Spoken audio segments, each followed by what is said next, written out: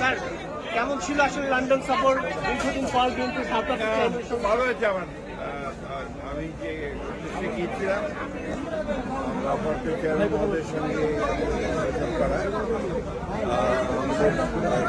আমাদের প্রবাসী বাংলা যারা আছে বিএনপির নেতা কর্মীদের সঙ্গে খাওয়া হয়েছে, দেশের সঙ্গে আলোচনা হয়েছে এবং ভালো খুশি হয়েছে। স্যার সম্প্রতি ডাক ও টেলিযোগাযোগ উপদেষ্টা বলেছেন রাজনৈতিক দলগুলো অন্তর্বর্তীকালীন সরকারকে ব্যর্থ করার চেষ্টা করছে। রাজনৈতিক দলগুলো অন্তর্বর্তী সরকারকে ব্যর্থ করার চেষ্টা করছে।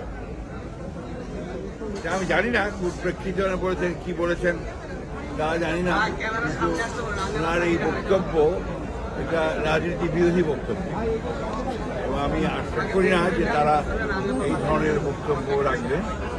রাজনৈতিক দলগুলো সবসময়ই এই অন্তর্বর্তী সরকারকে সমর্থন করেছে এবং সমর্থন করার উদ্দেশ্য একটা আছে, সেটা হচ্ছে গণতন্ত্রকে পুরো প্রতিষ্ঠা করা, রেস্টোরেশন অফ ডেমোক্রেসি।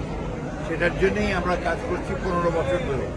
আমরা সংগ্রাম করেছি, লড়াই করেছি এবং এটা উনি কী উদ্দেশ্যে কে বলেছে আমি জানি।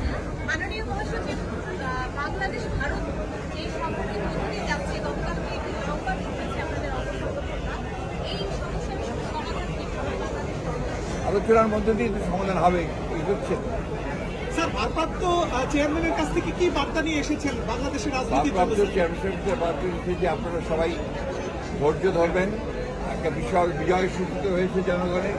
এই বিজয়কে ফলপ্রসূ করতে হলে অবশ্যই সবাইকে ধৈর্য ধরে কাজ করতে হবে এবং গণতন্ত্রের পরিষ্কার করতে হবে এবং গণতন্ত্রের যেটা প্রথম পদক্ষেপ ফটক, সেই ফটকে নির্বাচনের জন্য দলকে প্রস্তুতি নিতে হবে। উনি কবে নাগাদ দেশে ফিরবেন এটা নিয়ে ইঙ্গিত দিয়েছেন? ওনার যখন সুযোগ হবে, অর্থাৎ আপনার মামলা মধ্যে স্যার আরেকটা বিষয় সেটা হচ্ছে আপনারা নির্বাচনকে প্রাধান্য দিচ্ছেন সংস্কারের চাইতে, এমনটি অন্তর্বর্তী সরকার। এই ধরনের ধারণাটা সম্পূর্ণ ভুল। আমরা 2 বছর আগে সংস্কারের কথা বলেছি, 31 দফা সংস্কার দিয়ে। তারও আগে 2016 সালে আমরা আপনার ভিশন ফর আপনার 2030 দিয়েছিলাম এবং আমরা এখনও বলছি যে আমরা ন্যূনতম সংস্কারগুলো করে নির্বাচন দেওয়ার জন্য। এই জন্যে যে বাংলাদেশে যে সমস্যাগুলো তৈরি হচ্ছে, এই সমস্যাগুলো নির্বাচিত সরকার ছাড়া সমাধান করা বেশ চ্যালেঞ্জিং।